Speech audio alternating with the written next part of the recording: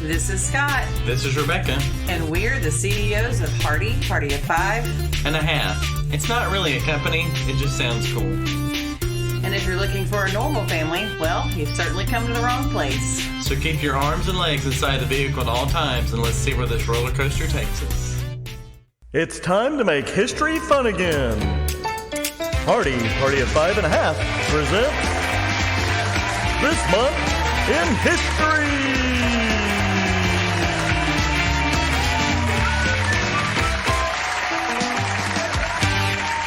Rebecca, the crowd is going wild for you. They're expecting great things for you tonight. They have over-anticipated this moment. Oh, yeah? I don't know if I'm going to live up to their standard. Do you like the crowd to get hype, or would you rather the crowd just play it cool? I think I would like them to have zero expectations of me. They could be excited, but not for you, maybe? Is that what you're saying? Quietly be excited, but then if I meet their expectations, show excitement. You want apprehensive excitement. Right. I just don't want to know about it, honestly. Okay. Yeah. You'd be better off just having... Should I just clear the room? Everybody out. Everybody out. Come on now. She's got to concentrate. I don't know if that'll help, Okay. but it might. Okay, before we start, I have to say this. Okay, I listen to a lot of podcasts, and I know that I typically, like, if there's a couple minutes left in a podcast, I click out of it. Like, I don't really listen to the very end of it. And if people do that to us, they might miss this very important thing. What is that? The very important thing is that when you are looking at an iTunes podcast, it is so important for you to like and subscribe and hit those 5 stars and leave a comment. Like, the more comments you can get, this is very important to the health of a podcast, to have 5-star ratings and to have lots of comments underneath them. It takes no time at all to do that. I'll offer free hair services. Oh, wow. You will offer free graphic services. Okay, wow. Okay. It's getting expensive now. Do now. you see where this was going? Yeah. Anyways, seriously, take some time to do that. That would really be helpful to us. Also, if you don't know, we have a YouTube channel, Party of 5.5. Please go follow that as well. Okay, now that we've gotten that out of the way. So basically, if you're enjoying the show, just let us know. Just let us know. And let other people know. Yeah, because it does kind of branch out into other areas for us. So it's very important. We have learned the importance, and so I therefore do that on podcasts that I like to. I try to do that as well for other people. So Nice. Yep, it's important. Okay, now back to the pressure. I'm ready. Thank you for that PSA. You're welcome. Okay, Rebecca, here we are. Here we are. This month in history. I'm ready. Just to let everyone know, this month we're back to a normal setup. Last month we did the Olympics, and it was 15 questions just coming at you, and you did great. You won a gold medal. A spray painted gold medal. A gold-plated silver medal is what you won, and you did a great job. This month, we're getting back to normal. We're going to have 4 different events. Now, what's different about this, though, it's not going to be within the 1970 to 2021 age range that we usually do. Okay. This one has a special category, and that is places we've been before. Places we've been before. So that's going to be one of your biggest clues. Okay. In each of these 4 moments in history. That really narrows it down.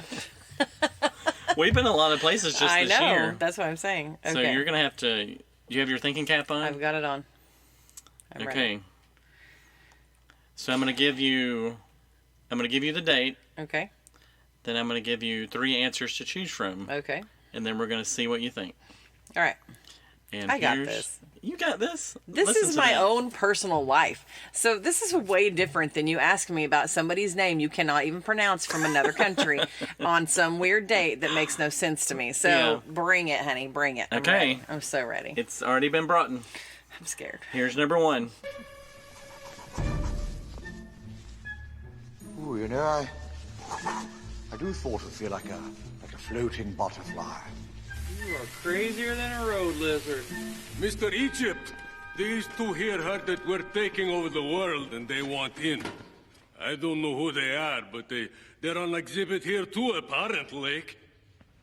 I don't even know what they are. I'm sorry, but we're all full up in our axis of evil today. Sorry. Oh, come on.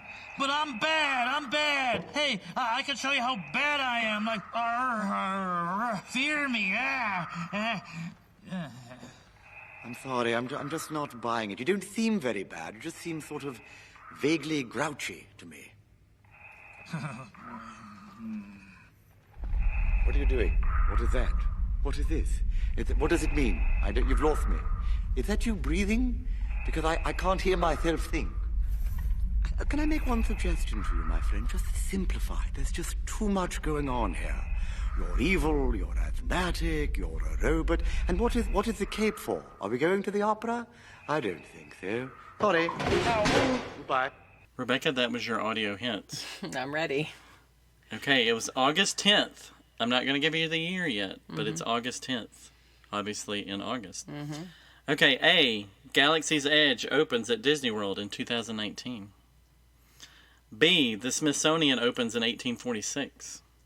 Or C, Star Tours opens at Disneyland in 1987. Smithsonian.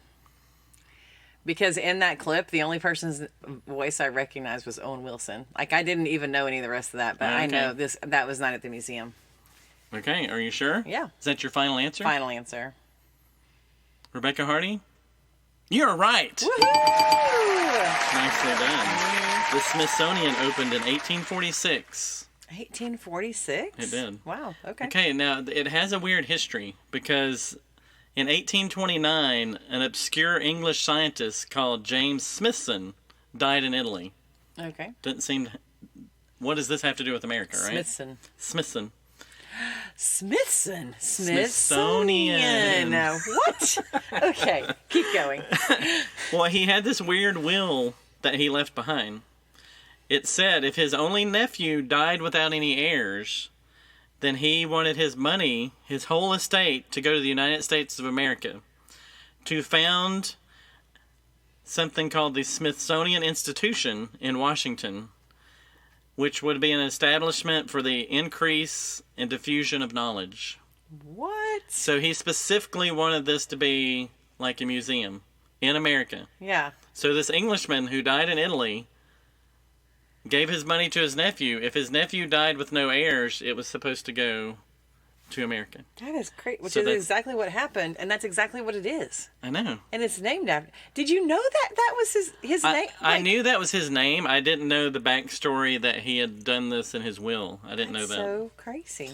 So after a decade of debate about how best to use the money that Smithson gave, President James K. Polk signed the Smithsonian Institution Act into law on August 10th, 1846. That's so crazy. Crazy, right? This would be the equivalent, I just want to think about this, of like us saying to one of our nieces or nephews, listen, we're going to give you all our money. We don't have any money, but we're going to give you all our money. If we had some money. If we had some money, we're going to give it to you. And if you don't have any kids, then we want to build a museum, a bunch of museums in, pick a country, France. Yep.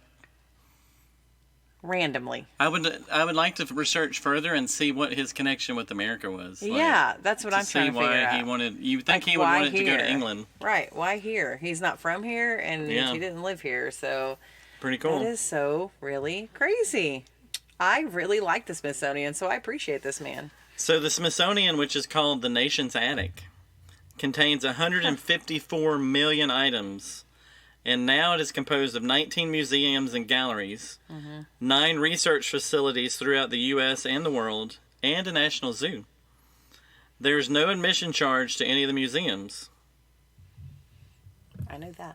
And John Smithson, who in life never set foot in the United States, I just got more of an answer there, is interned in a tomb in the Smithsonian building known as the Castle. What? I didn't know he was We've there. never We've been been to there. that one? We haven't been to that building. No. The Smithsonian has 30 million visitors every year, and it's believe all that. free of charge. Yeah. We are usually 2 of those every year. Well, So maybe not every year. we've been to the Smithsonian with the kids. What was that about? Oh gosh, 2013 maybe? Maybe. And then we just went. We just went to the zoo. You and I just went to the zoo not too long ago. Well, we also Like a went few to years ago. the, what's the new one we went to, honey? Oh, maybe that was just a museum. Actually, that wasn't a part of the Smithsonian. But we did go to the art history, right? Yep. Yeah. Yeah, we just went there not too long ago. That's one of our favorite towns. And honestly, that's one of the reasons why. Because all the Smithsonian's are free. It is like one of the cheapest places. It's an expensive place to eat. But it's a very reasonable place to go see a lot of things. Yes. Yeah. And you remember when we stayed there and we got the wrong room? Yes. I do remember. Which was really that. nice. Yes. We went to an Airbnb. The guy that sent us the address to the Airbnb. And when we went in, I was like, I had looked at a lot of Airbnbs. Because on that trip, we were going from DC to New York to Boston. And so I had looked at Airbnbs like all over the place. And when we walked in, I was like, this place doesn't even look familiar. But the keypad worked and everything was fine. Also, I usually only look at like 2 bedrooms because we have 3 kids. And there's usually a pull-out couch. There's usually a blow-up mattress. We don't need 3 bedrooms. This place was 3 bedrooms. I was like, okay, random. It was huge. It had 2 floors Yeah, or 3 it floors. was so nice. Yeah. And so after we left, I got an email from the owner, and he said, hope you guys enjoyed your stay. By the way, where did you stay? Because the housekeepers have come, and they said, everything looks perfect, like you've not even been there. And I was like, well, we've totally been there. I mean, we stripped the sheets off the bed and did what we were supposed to do. So I sent him back, like, the original email he sent us with the address in it, and he had sent us to the wrong place. And it was literally by the grace of God that somebody else did not walk in with their bags in tow thinking that they also were staying there, because we probably would have had to move once he figured it out. But that's where he sent us, and everything worked for us to walk in. So it was wonderful. It was I remember wonderful. when we walked in, you're like, these pictures don't look like the internet. But, No. okay. It was nice. Right around the corner there was a grocery store, and we'd stop and get food and cases of water, close enough that you guys could carry the water bottles back, and it was nice. It was really, really close to the metro, which is great in DC if you've never used that. Super easy to use and awesome. Anyways, I love visiting there. Makes me want to go again. Is it up there with Disney World for you? That's totally different. It's just plane. different, yeah. It's just totally different plane, yeah. Yeah. You can't compare those two. But really, that's the only other place I can think of that you go, I'm ready to go back there now. Yeah. What are some other places that do that for you? That I think You've got Disney World, DC. Can you name a third place that you would go, like, I would go right now? Montana. Montana. I'd go up to Glacier right now. Okay. Right now? Let's see, what month is it? Yeah, right now. We could go right now. Okay. It's probably open for a few more weeks. Okay, let me turn this off. Let's go. We can sleep in our car all the way up. Oh, that sounds like fun. Okay, you did fantastic. Thank you. I think getting rid of the crowd has helped you, like, yes, center. I know. Right, for sure. All right. Okay, are you ready for the next one? I'm ready. Here is your audio clue. Hi, Whataburger. It's a buttery, bittersweet situation we have here. We're about to water-size this track. Yeah! All right. Let's get it! Our love started back in 1950. Heavenly things happening down in Corpus Christi. Big dreams, big plans, packed inside a small stand. You had to hold that Whataburger not with 1 but 2 hands. You were thick and hearty, bringing your A game. White and orange, tightly hugging the A-frame. Your menu grew up and it made you a great fame. But now you left me all alone, it just ain't the same. I never thought that you would leave, honey butter. You are drowning me. We had a sweet thing going on. Wake me up from this dream.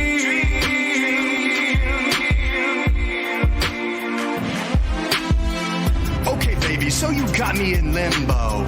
You went and left me for a guy named Chicago, please. Yeah, this can't be a thing. You might be thinking love, but I know it's a fling. What? Just wants to get his hands on your hot pies. A romantic crave for your french fries. No lie. Good try. He won't ever melt your patty like I do. And don't you ever think of touching that menu.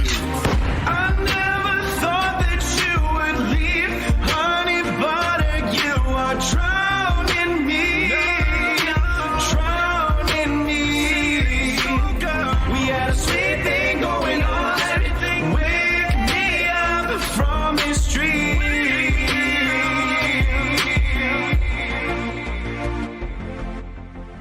Wait, Whataburger has a rap? Oh, yes, they do. I am blown away, number one. Number two, the guy singing annoyed the crap out of me, but I will learn that rap in the next 1 month. Like, Okay. I think that was so cool. Okay, well, we need to turn off the mirror ball and turn the lights back on now. That was fun. Yeah, nice that little was dance. Hilarious. Okay, so that was your audio clue. Are you ready for your answers, your potential I can't answers? think about what this has to do with my life, but other than I live in a state where Whataburger is everywhere. Okay, let's see. Okay. A. Burger King opens its first restaurant under the name of Instaburger.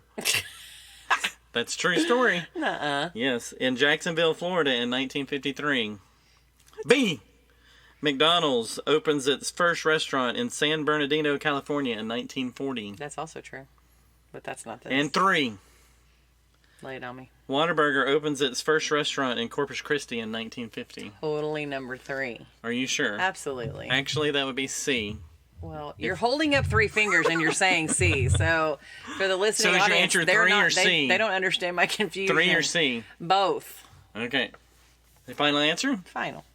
Rebecca Hardy, you're 2 for 2, baby! Woo! What's this have to do with me?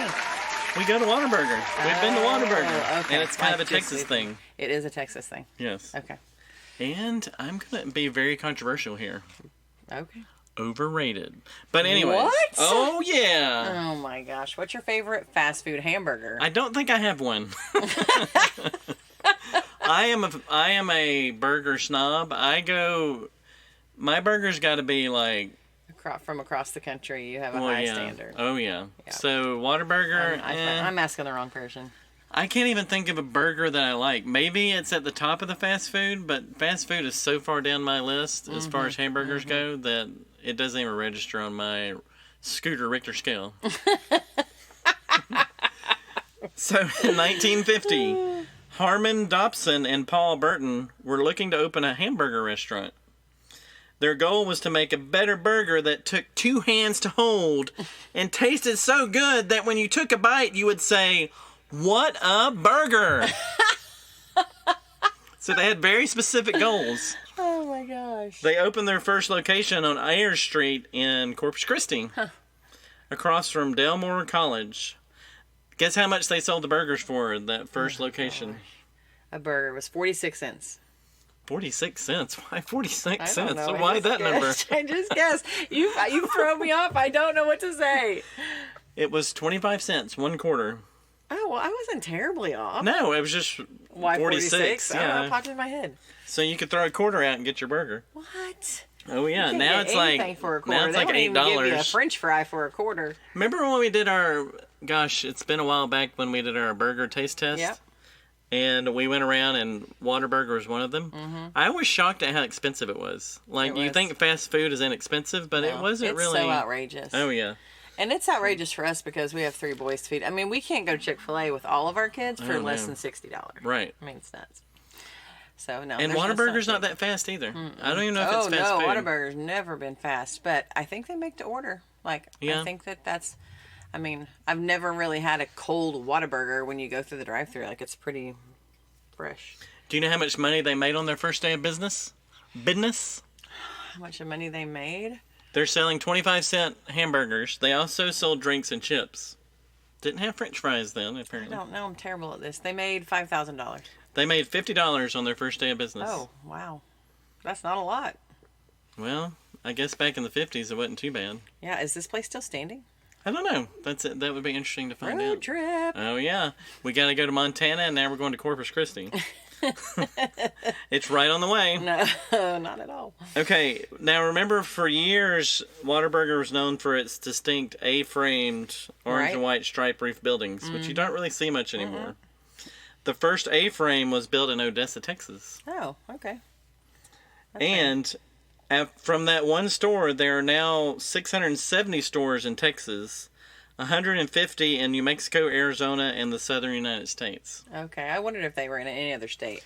Well, that's kind of the rub, and that's what that song was about. In 2019, the family-owned business, which they've always touted that they're family-owned, they sold the business to a company in Chicago. Uh-oh. Oh, that's why he said that. Okay. Right. And mainly what they were saying is the local business could not handle... They wanted to go nationwide, and the local business couldn't handle that infrastructure-wise with, like, supply chain and all that, so they needed some help to be able to go more nationwide. Okay. So fans of Whataburger would say, hey, why does it have to go nationwide? Why can't it stay our cool thing that we have here? Mm-hmm. So you kind of heard some of that angst in the song. Yeah. Because a lot of people don't appreciate. They love going. That's part of the beauty of Whataburger is you feel like you're going to a little local place. Mm-hmm. But now it feels like it's a big chain. Yeah. That's what made it different than Burger King and McDonald's around here, at least. Right, right. So, interesting. Okay, back to that question. How would you rate your favorite fast food hamburgers? Give me your top 3. Top 3. I really probably only have 2. Okay. And that would be Whataburger and Brahms. Oh, Brahms. Brahms is a good burger. Brahms isn't bad. I don't even they have know. crinkle fries. You like crinkle? You're a crinkle fry sucker. Yes, I will do anything for a crinkle And fry. I like Whataburger's French fries probably better, but I do not. You know, I'm a French fry snob. So you might be a burger snob, but I do not eat French fries. I don't like Wendy's French fries, which I mean could potentially be my third fast food burger. Wendy's, Yeah. with the exception of like I don't know if you're calling like Steak and Shake and stuff like that, like or In-N-Out Burger. They have a pretty good burger actually. They're tiny burgers, but they're pretty tasty. But they're pretty tasty. So those might make my top, but also. French fries to me are like, I don't really like French fries unless they're fresh cut French fries. I don't like McDonald's French fries. I know that's sacrilegious. I don't like anything I at do not McDonald's. like Whataburgers. I mean, I don't like Wendy's French fries. I don't like Burger King's anything. So, yeah, definitely. I would punch Ronald McDonald in the face right now if he's here. Wouldn't. Oh, That's no, I'm illegal. sorry. I went too far. Then the little hamburger would be after you. Okay, yeah, I like Whataburger's French fries, and I will eat Brahms French fries, and Chick-fil-A, of course. Waffle fries are totally different category. But any other fast food, I don't eat their French fries. I think they're disgusting. Okay. Disgusting. Well, and this is going to be another controversial thought. I would say Whataburger has a bigger burger. Mm-hmm. But it's flatter. It's flatter, but I think In-N-Out tastes better. I think it's a tiny burger. Mm-hmm. Like it's cheaper because it's tiny because you're not getting as much meat. But really, the times that I've had In-N-Out, I was like, oh, there's some flavor here, even though it's tiny. Yeah. So. Yeah, I can see that. I think one of the things that's appealing to Whataburger, if you get it the way it comes, is that it comes with mustard on it. And most burgers don't. They come with ketchup. So I think that's what makes Whataburger just a little bit different. And the grilled onion. Or whatever, the little diced onion. It's good too. Anyways. And I'll have to say, I've done Whataburger corporate shows, and the people are fantastic. Like, they're very cool. Yeah. And they do feel very... At least it's been a couple of years now because they usually do a big event every other year. And then with the pandemic, they didn't have one last year. But it does feel down home. Yeah, down home. Yes. Down home? Is that how that you right? say that? It doesn't sound right. Does it not sound right? They're authentic when they say they're of the people. Yeah. You know what I Okay. mean? Well, that's good to know. I don't know if that's changed in the last 2 years since they sold out. A lot of people say they sold out, but... All right. Well, babe, I'm 2 for 2. Bring me on the next one. Okay, here's your next one. All right! Let me hear you! Good and loud! On 1, on 2, on 3! Take me out to the ball!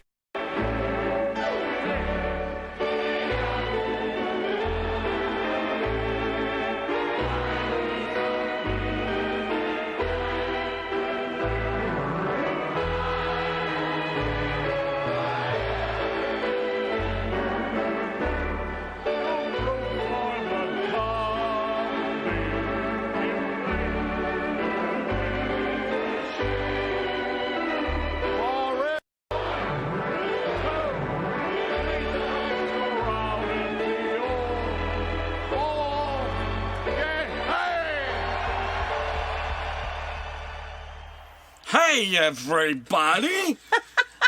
Should I do this whole segment as Harry Carey? No, you should not. Because I'm spitting 'Cause you're spitting everywhere. everywhere. Harry, I miss Harry. Oh, do you? Yes, I used to watch them on WGN. Like, every day I got out of school, they would have an afternoon game, and I'd be watching, like, Andre Really? Dawson, Ryan Sandberg. Andre Dawson. Oh, yeah. Your favorite right fielder? Man Crush Wednesday. Probably my favorite player ever, not just right fielder. Really? Not Mark Grace? Mark Grace is up there too. I loved that whole team back in the mid to late 80s. Okay. And then Adrian Beltre's up there too. Yeah. Interesting. So, anyways, okay. This was August 8th. That's our anniversary. It is. 1988. I'm giving you the year this time. Okay. Is it A, Wrigley Field hosted its first night game? Is it B, Wrigley Field opened in 1914 under the name Wigham Park? But you just told me it was 1988. I know. I messed that up. Scratching off me. Yep. Maybe we should edit this, or should we go on? Keep going. This is a... I feel like Steve Harvey all of a sudden. Please list the date in the next one also. I read the wrong name. C, Wrigley Field is nicknamed the Friendly Confines in 1953. You actually did say the date of this one too. Wow. Wow. So this one's going to be hard. You need to think about this for a minute. Okay. Okay, hold on. Do you want me to walk outside and come back in, give you a minute? No, Are I you think sure? I'm ready. Okay. Which one are you picking? What's your I'm answer? going with A. A, really? Yes. You used all your context clues. I did. I did. Oh, goodness. Yes, Rebecca, you are 3 for 3. You're batting 1,000 because we're talking baseball. I might would have picked this anyways because I remember when we went to Wrigley Field and I remember us talking about the lights.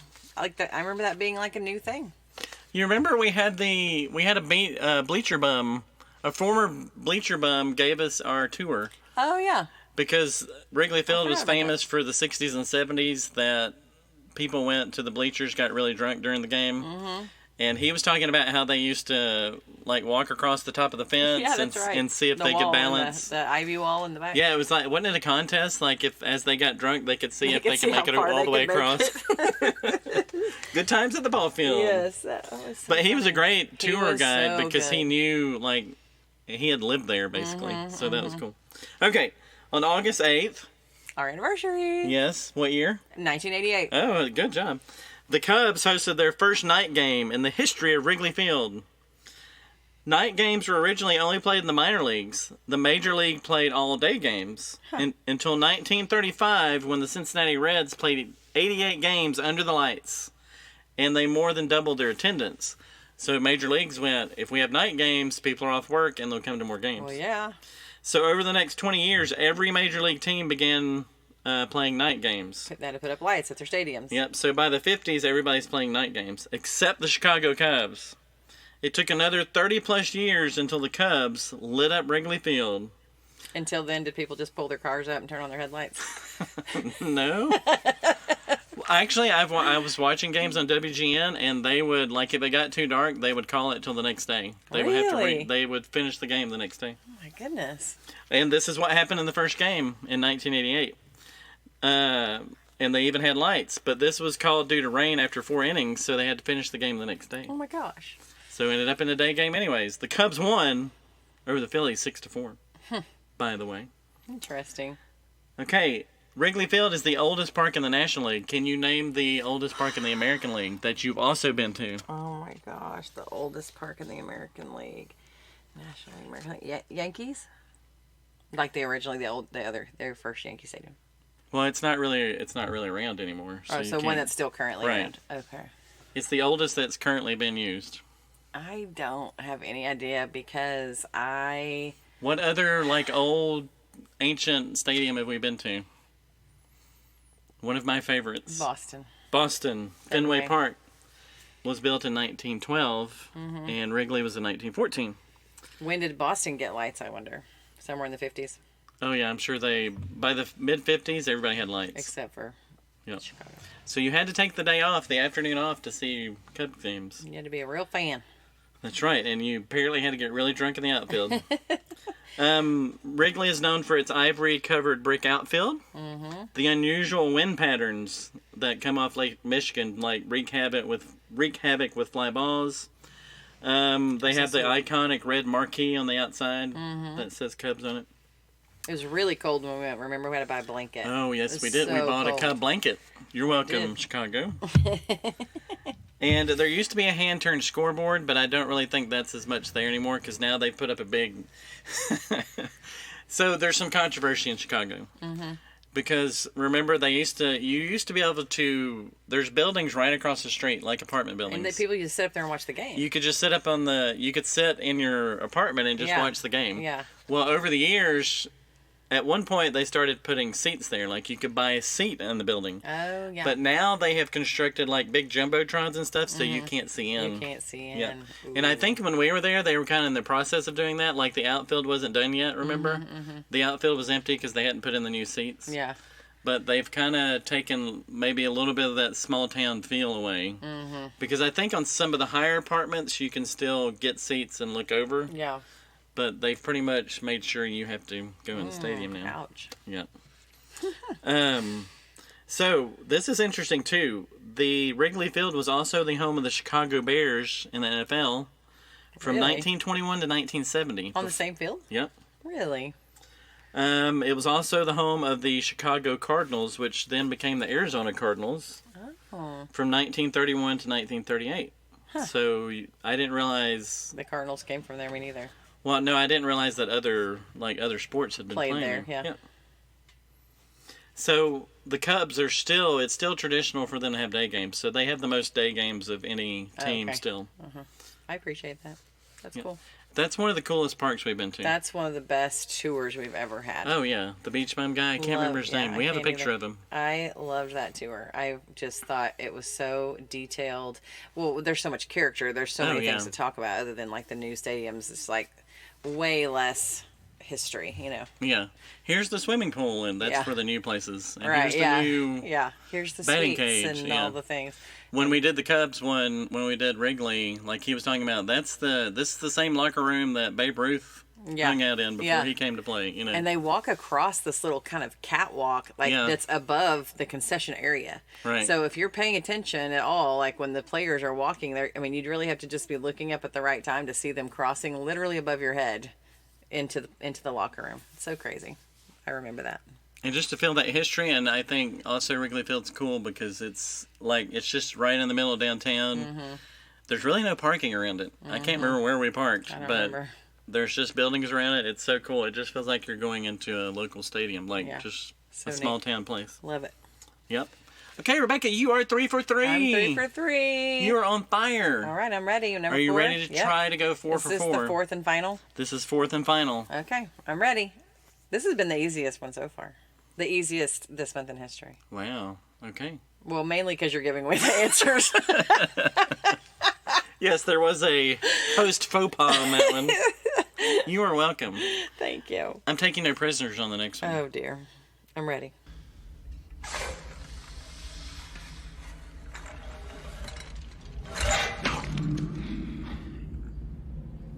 Really elegant string of pearls configuration. Unfortunately, incredibly unstable.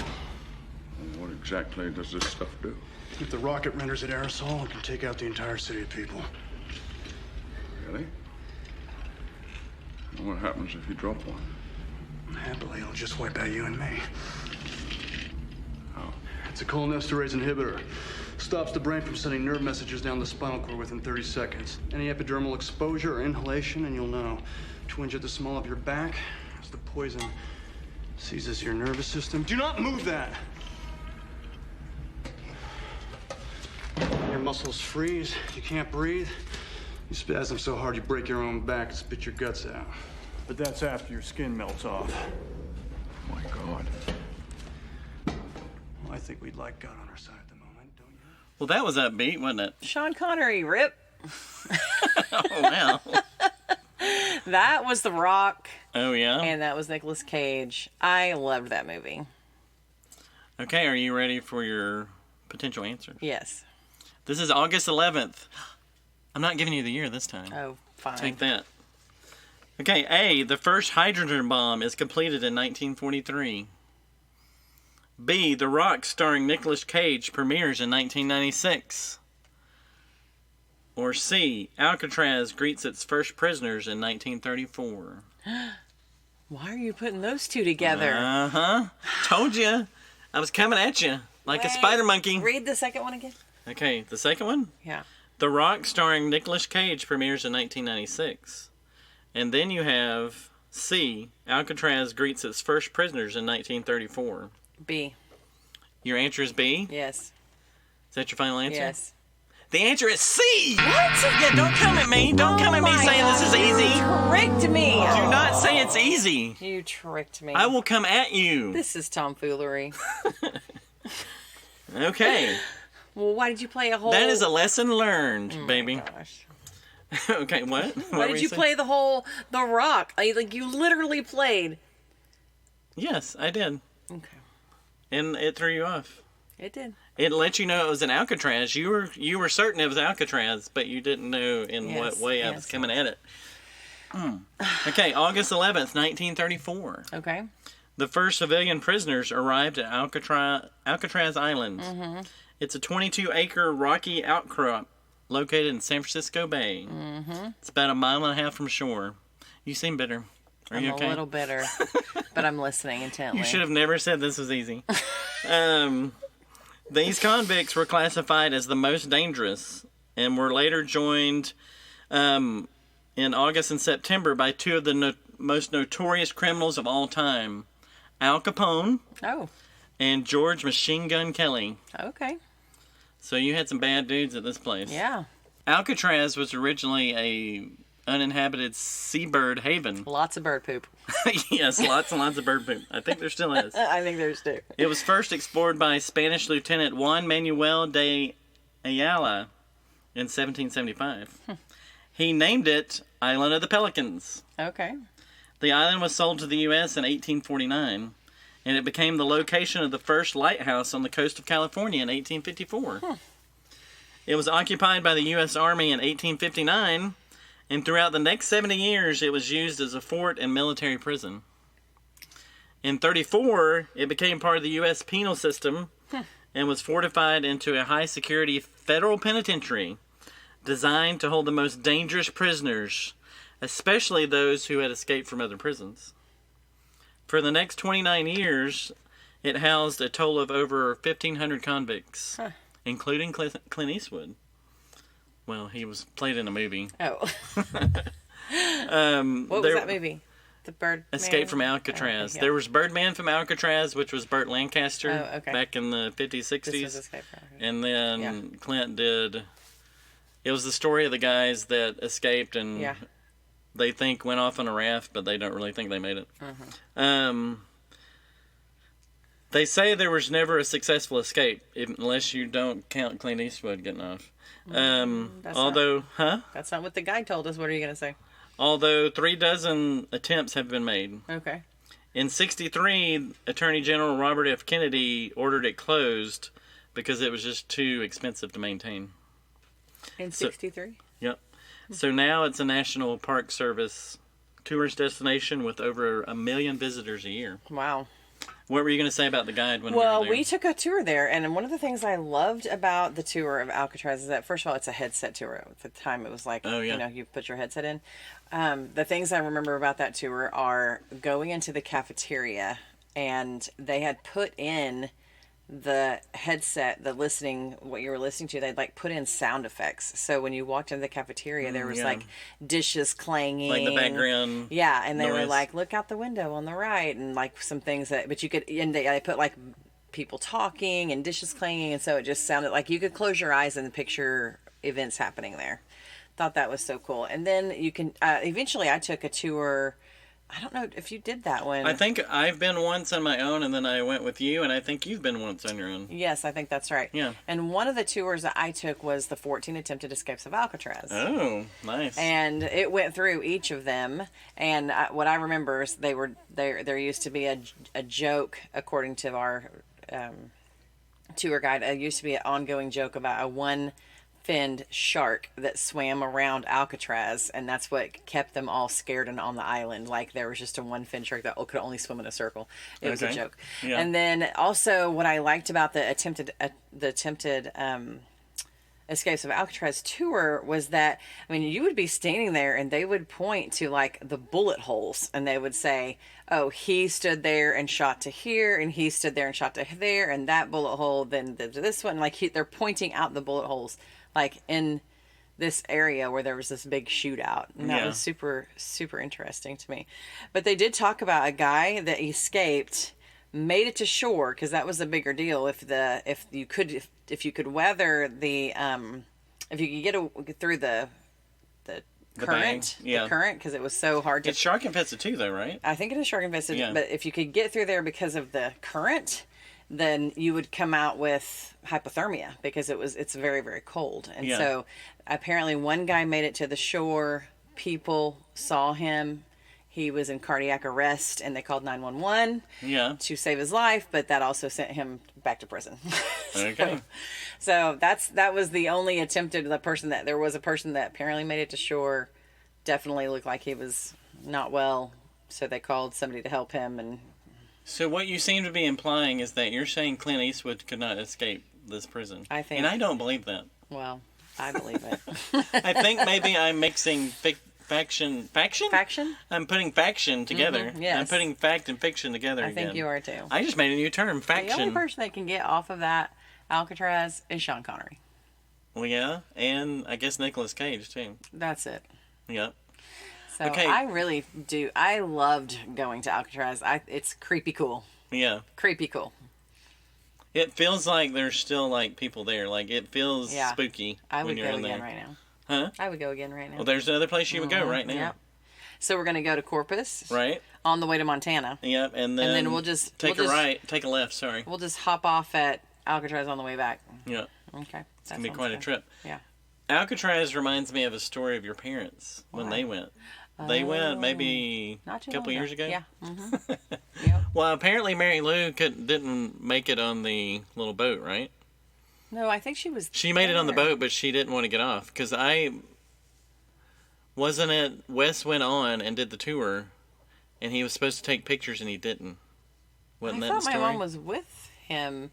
I don't know. I'm sure my dad will clarify as soon as this podcast posts. Yeah. But yeah, there was something like that. Regardless, my dad was failed supposed to take pictures, and he didn't. So the phone call we got was from some other woman who was on the same tour. Yeah. I guess taking all the photos, and the phone call that we got was, "Hey, Rebecca, how do you airdrop?" So he's trying to clean up his mess. Yes, he is. We had a quick little lesson on how to airdrop photos, and got all those photos, with this lady who I guess clearly, didn't want to give her phone number, obviously. Oh, yeah, smart. And so it was super easy just to say, hey, here's how you airdrop, and lo and behold, pictures just magically show up in your camera roll when you do that stuff. So. And Wes is like showing the pictures to Mary Lou. He's like, look at all these great pictures I took. Yeah, I can't remember the details surrounding that, but I do remember the question of, how do you airdrop? Yeah. Yeah, it was quite the time.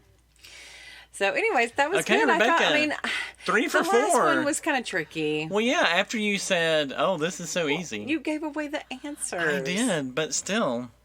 I had to come at you on the last one. All right. But you've done well once again. Yes, thank you. That was You're very a enlightening. very good sport. This was one of my favorite ones. I really liked it. So thank you again for doing all the research. I appreciate it. You're so welcome. Once again, we're down to the last 2 minutes of this podcast, and if you've already clicked off, they've already clicked off. They're not listening. We could say anything we wanted right now, and they wouldn't even know.